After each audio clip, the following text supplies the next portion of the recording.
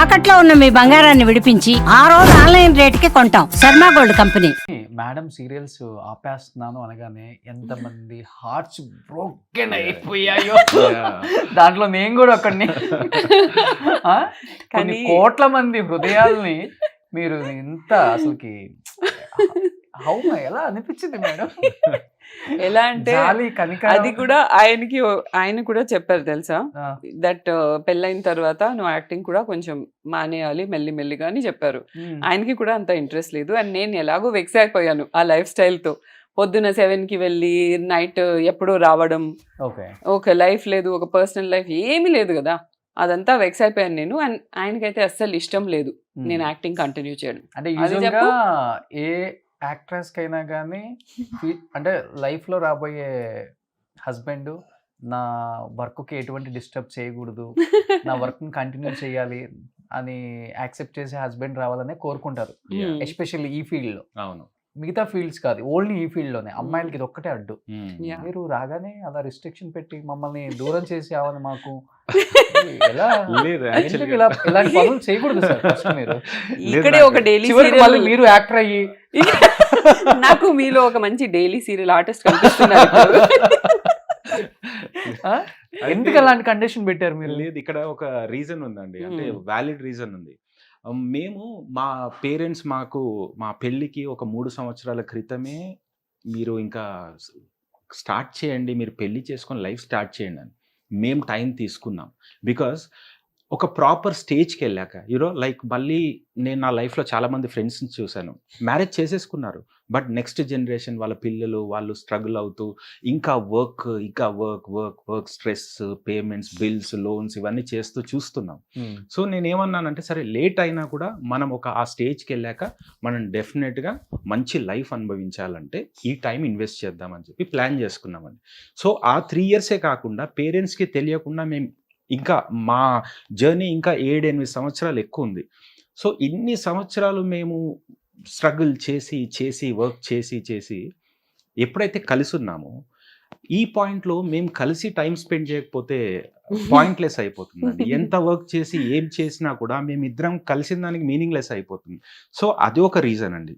And next reason ఏంటంటే తను మీకు తెలిసిందే కదా మన ప్రొఫెషన్లో ఎలా అంటే మార్నింగ్ 6కి వెళ్తాం, తను 6 అంటే ప్రొడక్షన్ వ్యాన్ రాకముందు నుండే ఉంటుంది లొకేషన్. ఎస్పెషల్లీ సీరియల్స్ అంటే టైమింగ్ ఉంటుంది. తను చాలా పంక్చువల్ అండి, ఇర్రెస్పెక్టివ్ ఆఫ్ ఎవ్వరు ఏ కాస్ట్ ప్రొడక్షన్ ఏదైనా కూడా తన జాబ్ తను నిర్వహిస్తుంది పర్ఫెక్ట్ గా. పర్ఫెక్షన్ లేకపోతే ఇన్ని ఇయర్స్ ఏం బ్యాడ్ రిమార్క్ రాకుండా ఇండస్ట్రీలో అయితే సస్టైన్ అవ్వలేము. సో ఇంత చేస్తుంది కదా, మార్నింగ్ 6కి వెళ్ళి ఈవినింగ్ 7-8కి వచ్చేసి మా వర్కౌట్ అనేది మెయిన్ మా లైఫ్లో ఒక పార్ట్. అది వర్కౌట్ చేసి అప్పుడు మేము డే క్లోజ్ చేసిన తర్వాత మళ్ళీ నెక్స్ట్ మళ్ళీ అదే స్టోరీ. సో అలాంటి స్ట్రెస్ఫుల్ లైఫ్ ఎందుకు, మనం కొంచెం మరి ఏం చేయాలి, నేను మ్యారేజ్ తర్వాత ఏం చేయాలి? నేనైతే డెఫినెట్గా నా వైఫ్ ఇంట్లో కూర్చొని అలా ఉండడం నాకు ఇష్టం లేదు. తనకంటూ ఒక ప్యాషన్ ఉంటుంది, ఏం చేయగలుగుతుంటే తను ఫ్యాషన్ డిజైనర్, యాక్చువల్గా తను ఫ్యాషన్ డిజైన్ చేసింది. అందులో చేద్దాం అనుకుంటే చాలా లాంగ్ బ్యాక్ చేశాం కదా, ఇప్పుడు మళ్ళీ అప్డేట్ అయ్యి మళ్ళీ కొంచెం బ్రషప్ చేయాలంటే టైం పడుతుంది. ఇంకా ఏం చేయొచ్చు అంటే ఈ యూట్యూబ్ ఛానల్ అనే ఐడియా వచ్చింది, తనతో డిస్కస్ చేశాను, తను నన్ను నమ్మింది. It's not like career quit చేసి రియల్ లైఫ్లోనే నమ్మారు మేడం, రియల్ లైఫ్లో నమ్మటం ఏముంది పాపం. కెరియర్ క్విట్ చేస్తుంది అక్కడ చేసి టెక్నికల్ అంతా నేను చూసుకుంటానంటే అది నమ్మడం అనేది తనకున్న ఒక క్వాలిటీ యాక్చువల్గా. అది బిలీవ్ చేయడం వల్ల నేను ముందుకెళ్ళామన్నమాట అలా. సో ఆ రీజన్ వల్లనే మేము ఆపాల్సి వచ్చింది. ఫస్ట్ టైం స్క్రీన్ మీద మా హస్బెండ్ కోసమే నేను యాక్టింగ్ ఆపేసానని చెప్పిన ఏకైక నటి. దాని వెనకాల బట్ అన్ని ఇయర్స్ ట్రావెల్ అయ్యి ఆపేయాలంటే కష్టం అనిపించింది కదా మేడం మీకు కూడా? కష్టం అనిపించలేదు యాక్చువల్లీ, బికాజ్ అప్పటికి నేను ఆల్రెడీ చెప్పాను కదా, నేను మైండ్ ఎప్పుడైతే ఫిక్స్ అయ్యే వరకే నాకు డౌట్స్, టెన్షన్స్ అన్నీ ఉంటాయి. ఒకసారి ఫిక్స్ అయ్యానంటే అది జస్ట్ నేను కంప్యూటర్లో డిలీట్ కొట్టినట్టు డిలీట్ చేసేస్తాను, కథం. ఆ తర్వాత దాని గురించి ఆలోచించడం అది ఇది ఏముండదు, ఒక మంచి మెమరీ లాగా ఉండిపోతుంది నాకు. నేను యాక్టింగ్ చేశాను, ఇన్ని ప్రాజెక్ట్స్ చేశాను, ఎన్ని హార్ట్స్ని విన్ చేశాను, అదొక మంచి మెమరీ లాగా. ద గుడ్ ఇన్సిడెంట్స్ అన్నీ నాకు గుర్తుంటాయి, బ్యాడ్ ఇన్సిడెంట్స్ అన్నీ డిలీట్ అయిపోతాయి అలా, అంతే. ఇప్పటికి బీసీ సెంటర్కి వెళ్ళిపోతే మిమ్మల్ని బాగా ఇప్పుడు ఏంటంటే ఎక్కువ ఏ నేమ్ పిలుస్తారు అంటే మీకు సీరియల్లో ఒక నేమ్ బాగా highlight- గౌరీ గౌరీ గౌరీ లేదంటే భైరవి. భైరవి. ఈ 2 సీరియల్స్ అసలు నాకు తెచ్చిపెట్టిన నేమ్స్ అంత ఇంత కాదు. గౌరీ వచ్చేసి పద్మవ్యూహంలో, ఉమ్. భైరవి వచ్చేసి లాస్ట్ అగ్నిసాక్షి. అండ్ అక్కడ టోటల్ కాంట్రాస్టింగ్ క్యారెక్టర్స్.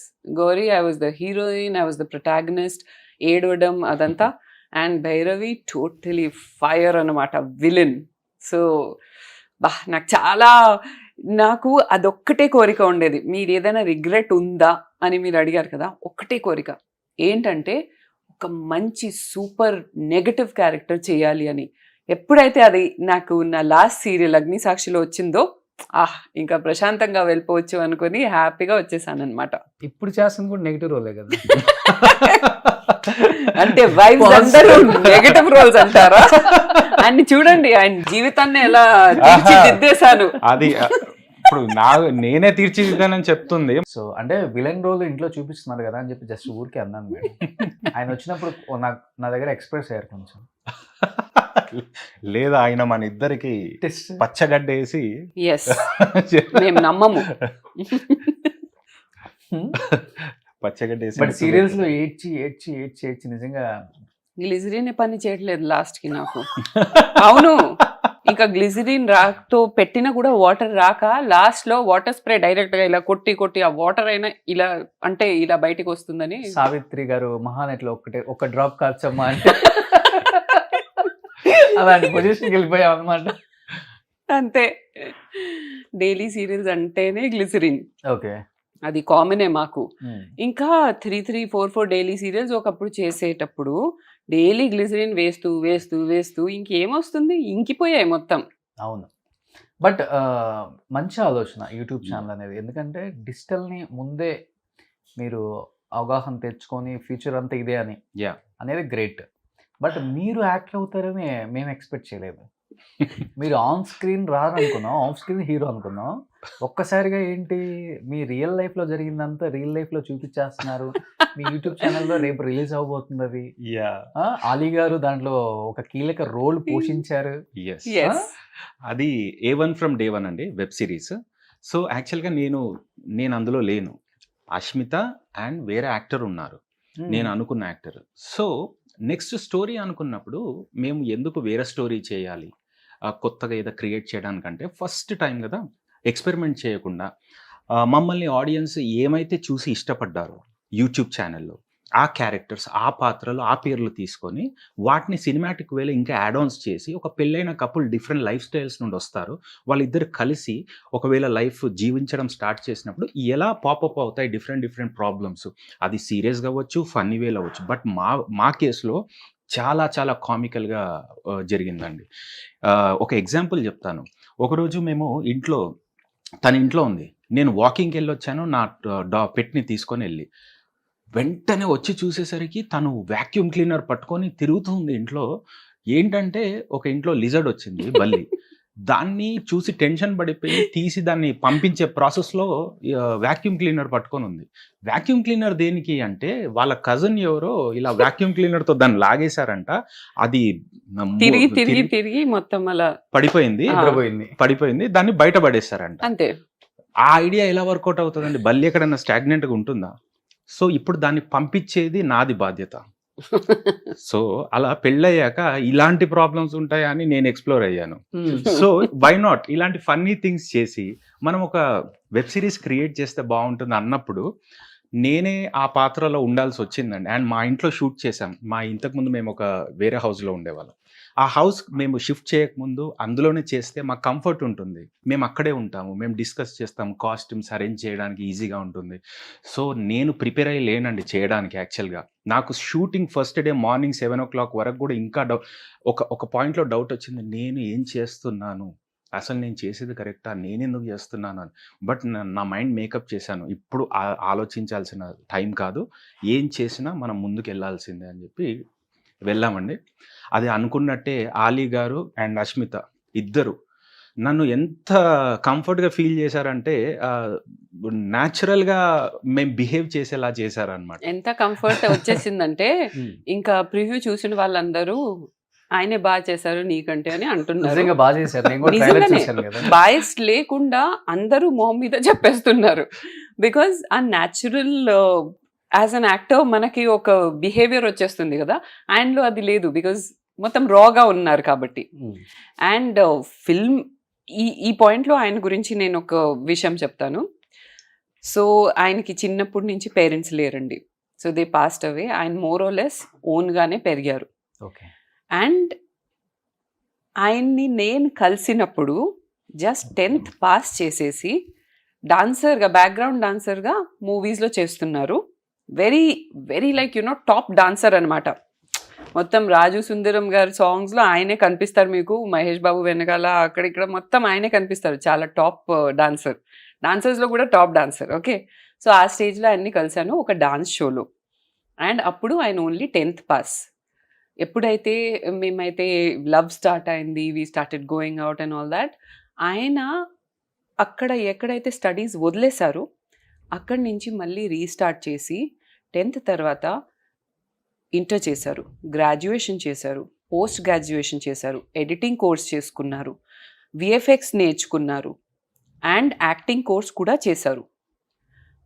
ఎవ్వరు లేరు ఒక ఇన్స్పిరేషన్ ఇచ్చేవాళ్ళు, ఎవరైనా పుష్ చేసేవాళ్ళు, నువ్వు ఇది చేయి, నెక్స్ట్ అది చేయి. నో, లోపల నుంచి very inspired by himself, very self driven అనమాట. సో ఆయన ఎవరైనా ఇది డిజర్వ్ చేస్తారు అంటే I feel it is him. I really feel that చాలా కష్టపడ్డారు లైఫ్లో. అండ్ ఈ లైఫ్ ఏదైతే మాకు ఉందో ఇప్పుడు, ఆయన కంటే ఎక్కువ ఎవరు డిజర్వ్ చేయరు. అండ్ ఆయన చాలా లైట్గా చెప్తున్నారు, నేను ఇలా చేసేసాను అలా చేసేసాను, కానీ ఆయన అచీవ్మెంట్స్ ఒకసారి చెప్పాలనిపించింది అంతే. I think self made man. In Yes. Case ఏదైనా ఫ్యూచర్ లో ముందుకెళ్తే సెల్ఫ్ మేడ్ స్టార్ కూడా. థ్యాంక్ యూ అండి. Thank you Yes. so much. Great. Absolutely. అంటే నాకు నిజంగా తెలియదు ఇప్పటి వరకు ఒక డాన్సర్ అని ఆయన. అవునా? యా, నా బేస్ కొరియోగ్రఫీ అండి. నేను Okay. కొరియోగ్రాఫర్గా చాలా మూవీస్ చేశాను, షోస్, ఈవెంట్స్. 15 ఇయర్స్ నుండి మనకు డాన్స్ స్టూడియో ఉంది, నాకు టీం ఉన్నారు. సో నేను కొరియోగ్రాఫర్గా తనకు పరిచయం అయిన ఒక డాన్స్ షోలో. ఆయన నా కోరియోగ్రాఫర్ అనమాట ఆ షోలో. అండ్ నువ్వు D3 కూడా చేసావు కదా. D3 D3లో he was the one of the finalist. Okay. Yeah, Jani master, Raghu master వీళ్ళందరూ అవును, నా అవును. కొలీగ్స్. యాక్చువల్గా జానీ నా జూనియర్, రఘు నా friend, Satya master, Shekhar master వీళ్ళందరూ మా కొలీగ్స్ అనమాట. మేము ఆ డీ చేసేవాళ్ళము. So we are the top 10 dancers ఆ డేస్లో. సో దాని తర్వాత నేను అనుకున్నాను, మనకు ఎడ్యుకేషన్ ఈజ్ వెరీ ఇంపార్టెంట్ అండి. ఏదో మనకు తెలియని ఏజ్లో మనము ప్యాషనేట్గా వచ్చేసి ఇక్కడ వర్క్ స్టార్ట్ చేసాం కానివ్వండి, మనకు ఆఫ్టర్ 30-35 మనల్ని ఈ నాలెడ్జ్, ఎడ్యుకేషన్ అని నడిపిస్తుంది. సో నేను ఆ టైం వేస్ట్ చేయకుండా ఒక డైరెక్టర్ అవ్వాలని నా గోల్ అండి. అది అవ్వాలంటే ఏమేమి కావాలి అని నేను సర్వే చేశాను. చేసి వాటికి అన్నిటికీ కావాల్సిందన్నీ నేను ఒకటి చేస్తూ వచ్చాను. బట్ థ్యాంక్ గాడ్ అది సక్సెస్ఫుల్గా చేయగలిగామండి. నిజంగా మీ Yeah. రియల్ లైఫ్ లో ఇలాంటి ఒక ఇన్సిడెంట్ ఉందని నాకు తెలియదు ఇప్పటి వరకు కూడా. Yeah.